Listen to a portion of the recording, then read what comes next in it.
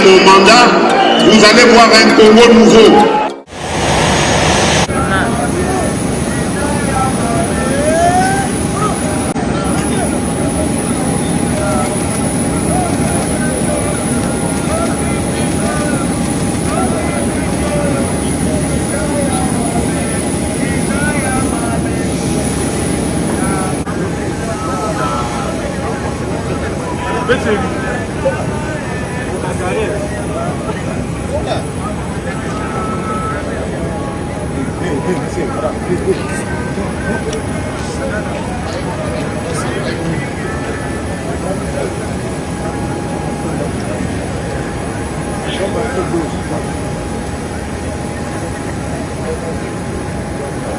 Comment on aurait évolué?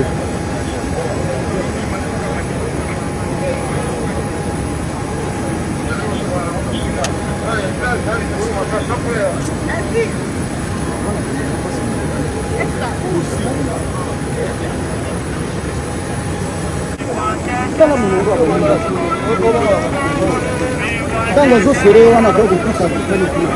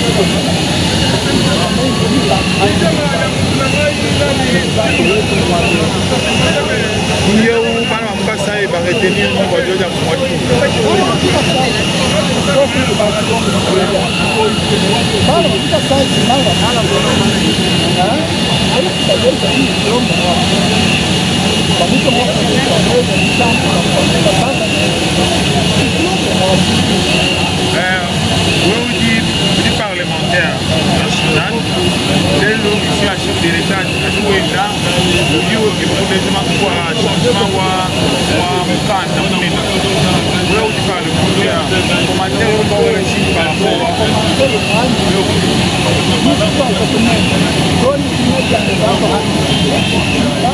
Elle peut être aussi changée par les hommes. Et les hommes sont faits tenant compte du contexte. Est-ce qu'il faut changer la Constitution? Est-ce qu'il ne faut pas changer? Moi, je vous dis oui. Et nous allons avancer les raisons. Dans quel contexte le chef de l'État, il ne veut pas parler de la Constitution. Mais quand vous posez en tant que juriste, je suis l'ancien président de la commission PAG, de l'Assemblée nationale. Je suis parmi des gens qui ont rédigé la loi électorale aujourd'hui, qui a produit les députés nationaux, les députés provinciaux, et même le président de la République. Je vais vous rassurer que la révision n'est pas un problème. Tout celui qui s'oppose à la révision constitutionnelle, lui-même est contre la Constitution et il est en train de voler la Constitution. Les changements, oui. Pourquoi les changements? Les lois sont faites à l'évolution de la société. Lorsqu'il y a un problème qui pose problème, un contexte qui pose problème, il faudrait qu'on adapte ce contexte à une loi. C'est comme ça que les lois sont votées. La Constitution peut être changée. Je ne me contredis pas. Je voudrais dire aucune constitution du monde ne prévoit les mécanismes de son changement. La révision est constitutionnelle. Dans l'article 218, nous voyons la révision. Mais est-ce qu'il faut changer? Oui. Lorsque nous voyons que les choses qui sont faites aujourd'hui ne s'adapte pas à la réalité de notre constitution. Moi, je vais vous dire une chose. Nous avons la loi foncière qui ne s'adapte pas à cette constitution. Quand vous lisez l'article 53 de la loi foncière, il ne s'adapte pas à l'article 9 de la constitution. Donc, il sied ne serait-ce que de changer cette constitution pour s'adapter aussi à certaines lois qui existent. Donc, changer la constitution, ce n'est pas un problème, c'est un problème normal. Ça ne peut pas être un tabou pour tout gouvernement. Exceptionnel. Vous le savez bien, et même vous palpez de joie comment la population est en effervescence et ébullition pour réserver un accueil digne de son nom à son Excellence le jeune président de la République, le dernier rempart, étant député national, élu d'Issankourou dans l'espace Grand Kassai. L'obligatoriété était pour moi de venir aussi réserver ensemble avec les compatriotes, réserver un accueil chaleureux ensemble avec les compatriotes de Mboujima. Que vous soyez remplis avec un cœur animé d'une mauvaise volonté, parce que nous sommes en train de palper du doigt comment Mboujima d'aujourd'hui n'est plus comme Mboujima d'hier. En tout cas, nous disons sincèrement merci à son Excellence, Monsieur le Président de la République, parce que nous voyons qu'il y a un avancement, nous voyons que les choses partent bien. Cette transformation-là est due tout simplement à un état d'esprit. On dit quand on veut, on peut faire. Donc nous sentons qu'il y a une volonté manifeste de la population accompagnée à la manifestation du président de la République.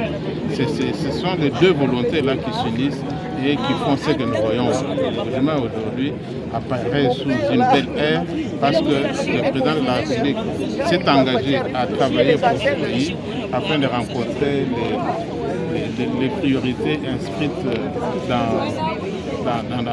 l'agenda, dans son programme du gouvernement actuel. Et nous voyons en fait les exemples qui se montrent et qui démontrent également que nous sommes dans la bonne voie et nous devons aller vers il est là pour se rendre compte de ce qui est. Vous voyez que la ville de Mboujima est en évolution, il y a des chantiers partout. En tant que chef, il vient juste pour voir comment l'évolution des travaux et pour inaugurer quelques projets qui sont déjà en fin de travaux. Alors, s'il faut comparer réellement la province de Kassai comme c'était avant, comment vous pouvez évaluer? Je suis un natif de Mboujima. J'ai vécu dans cette ville, je connais cette province. C'est les jours et la nuit. Mboujima, je peux vous dire actuellement, c'est la ville la plus urbanisée de la RDC. Et la ville où il y a des routes partout. Donc, Mboujima est en train de changer. Et j'ai lancé un appel à tous nos frères qui nous suivent des parts du monde de venir investir au Kassai.